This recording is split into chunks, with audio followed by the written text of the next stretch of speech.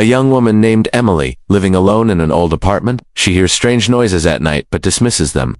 One night, she notices movement under her bed. Hesitant, she leans in and discovers a large lynx crouched in the shadows. Its golden eyes stare at her. We is a wild animal in her home. And why does it seem calm instead of aggressive?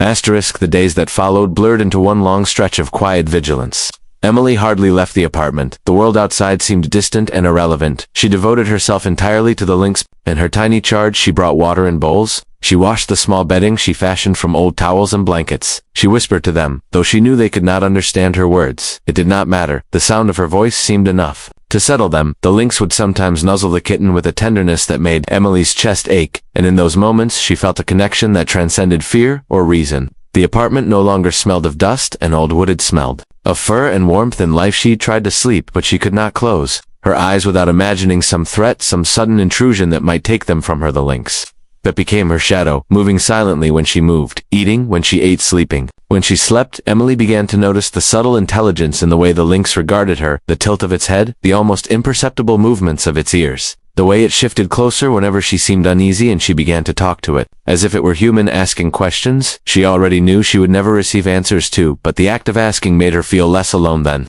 One night the lynx stood suddenly beneath the bed, stiff and alert. Emily froze, her breath caught her pulse racing, and she saw it glance toward the door as if warning her. She turned slowly, and in the faint light, she saw the shadow of a figure outside the window. A man crouched low, almost impossibly still. Her first impulse was to run, but the lynx stayed poised like a sentinel, and Emily realized she could not leave the apartment. The way she had been living it depended on her vigilance, on her attention, and on her courage. She fumbled for the phone, but the man had vanished as if he had never been there yet. The lynx did not relax, and Emily felt her own fear mirrored in the golden eyes that had become a part of her life. She stayed awake until the sky began to pale with morning light, her ears straining for the smallest sound, the pulse of life beneath her bed, reminding her that they were both alive, both vulnerable, both needing one another. She began to notice patterns in the lynx's behavior, subtle signs that indicated it had a purpose beyond the apartment, beyond her own attempts to care for it. She saw the way it sometimes glanced toward the ceiling, or sniffed the air with a precision she could not hope to understand. The kitten followed every movement with tentative paws and unsteady legs, and Emily felt a surge of protectiveness. She had never known possible. The world outside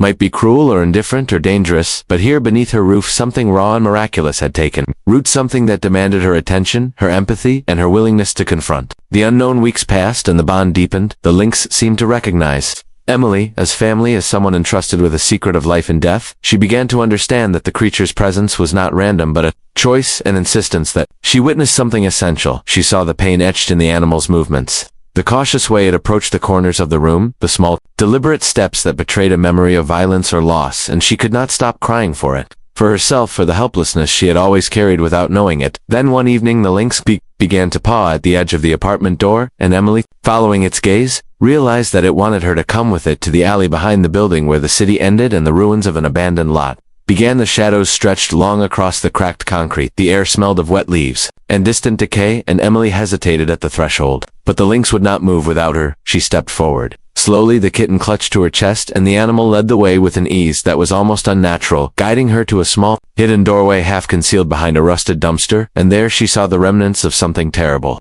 A den of kittens, abandoned to die alone, a litter too weak to cry, too small to survive without intervention, and a mother lynx watching them from a distance with eyes that mirrored the exact golden fire she had grown to. Noimoli dropped to her knees, her tears flowing freely as she laid the kitten beside its siblings and watched the lynx approach the weakened mother. She saw recognition in their meeting, an acknowledgement of the shared struggle to protect life, and she felt herself weeping for the cruelty that had brought them here, for the helplessness of animals in a world too often careless, for the sanctity of devotion. She saw the mother nuzzled her young, and she realized that the lynx beneath her bed had brought her here as a witness, as a caretaker, as someone capable of feeling the unbearable weight of empathy. And her sobs tore through the quiet night, and the animals remained calm, as if acknowledging her sorrow. As part of the story of survival she had become entangled in, she stayed until the first light of dawn bled into the alley, her arms around the kitten, while the lynxes settled into the broken shelter. She had brought food and blankets and watched in awe as the mother began to nurse her young. The lynx beneath her bed had chosen her to intervene, and to feel and to act, and Emily could not stop crying because she understood at last that life was always precarious, always fragile, and that love and protection could come from the most unlikely places, and the apartment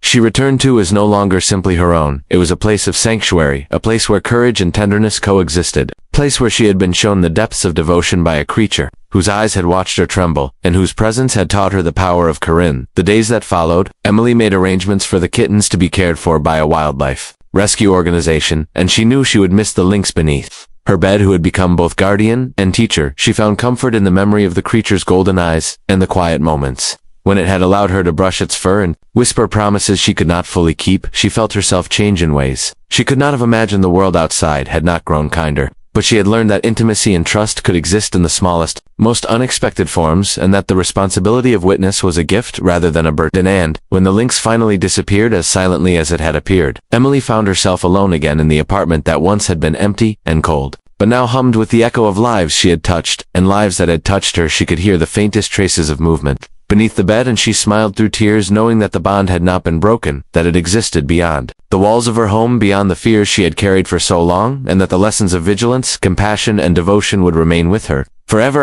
Days turned into weeks, and weeks into months. Yet Emily could still feel the lynx's presence in her apartment, a quiet echo beneath her bed, in the way the shadows shifted when the sun fell across the floor, in the way the air sometimes seemed heavier with unseen life. She found herself speaking aloud to the empty room, recounting the nights she had spent awake, listening, watching, learning, feeling the pulse of another being that had trusted her in ways no human ever had. Her hands still smelled faintly of fur, of warmth, of the wild life she had touched and been touched by, and she would close her eyes at night and imagine the golden eyes staring at her, calm, patient, unjudging, a reflection of something she had never understood before she met it. She thought of the kittens, now growing strong under the care of those who knew the world of the wild better than she did, and of the mother lynx, moving through the forests, the ruins, the hidden corners of the city where survival demanded cunning and courage. She imagined the lynx watching over its young, always alert, always protective, and she felt a fierce joy that she had been a part of their story, that she had been chosen to witness the most tender and essential acts of life that so many overlooked. Her own loneliness, once a shadow that had pressed against her chest every night, had begun to lift, replaced by a profound sense of connection she could not fully explain. A knowledge that even in the quietest, loneliest moments, the world contained small, miraculous threads of devotion that could reach across the impossible distance between species, between hearts, between lives. Emily began to notice the little things in her apartment that reminded her of them. The faint indentations beneath her bed where the lynx had rested, the small tufts of fur she kept in a jar not out of sentimentality, but out of reverence, the way the sunlight would fall across the floor, as if drawing invisible paths across which she imagined the lynx moving. She would sometimes hear distant scratching, or a soft rustle in the evening, and feel a rush of recognition and longing, a mixture of fear and love, knowing instinctively that it was not her imagination but a connection that refused to be severed. She learned patience from it, the kind of patience that comes from witnessing another life in its entirety, the kind that demands stillness, observation, empathy, and respect.